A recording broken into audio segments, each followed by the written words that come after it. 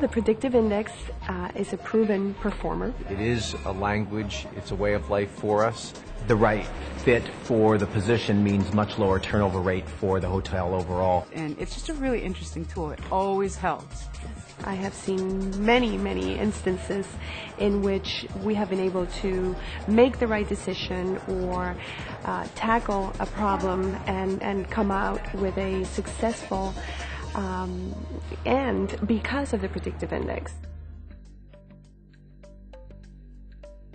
Mandarin Oriental Miami is the first, or was the first true luxury hotel that opened in Miami. It's a Asian service hotel, very different brand from anything that Miami had seen before.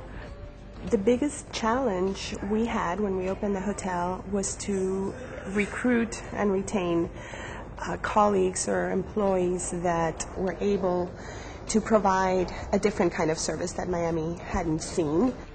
When first hiring for Mandarin Oriental, Miami, we had a large, what we call mass hire. This is when we are combing the entire city and quite frankly the region for the very best people to join our team. We interviewed at least 5,000 applicants in order to recruit at that time 300 colleagues. We do use it to build teams. In fact, there are certain departments that the managers were always looking for the same type of person, the same predictive index.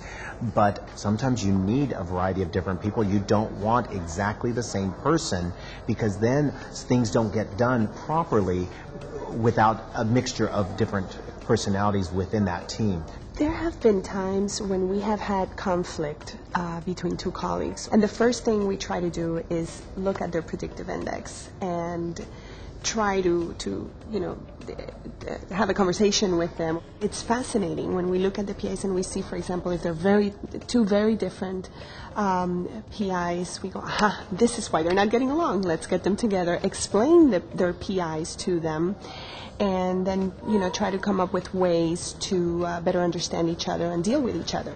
And it's given us great results. At Mandarin Oriental, we conduct what's called a pro within the predictive index with every position within the hotel. The person who supervises a given position is asked to fill out the checklist of the pro, which generates a predictive index graph that they feel is most appropriate for the position that they're trying to fill. At the beginning, when we first opened the hotel five years ago, we saw some trends. We were having a lot of turnover at the front desk. And we realized at one point, gee, we're hiring the wrong PI. We're not following the pro or the process. So we went back, and with the help and the guidance of our consultant, we decided to shift our paradigm and start recruiting and hiring based on the right pro. And we immediately saw a decrease in turnover. The service improved, and it was wonderful, and I attribute it to really focusing on the predictive index. When we're dealing with a specific department that's had challenges in the past with higher turnover rates than the norm, that's when I start focusing, okay, what are we doing? How are we not focusing on the pro and the predictive index? And so I have seen a lower turnover rate due to that.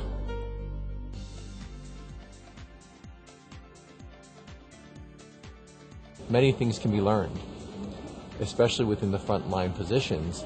If a person has the right type of attitude and the right type of personality to fit within a role, those tasks can be learned much easier than changing behaviors. When I'm interviewing candidates for positions, I want to make sure it's the right fit for them, the positions that they're interviewing for. So many times I have met somebody and they're applying for a specific position, and I'll discuss that with them. But I then gear them to other positions that they could be better suited for based on their predictive index. They explain to you that it doesn't mean you're going to be bad at something. You could be really good at something you don't have a natural tendency for. And burnout happens, and I was bored, and I was restless, and I was unmotivated, and I thought it was me, and it was really just bad placement. If a person has aspirations and ambition to succeed and eventually get promoted, then I actually hire and look at their predictive index to see if that complements their next role.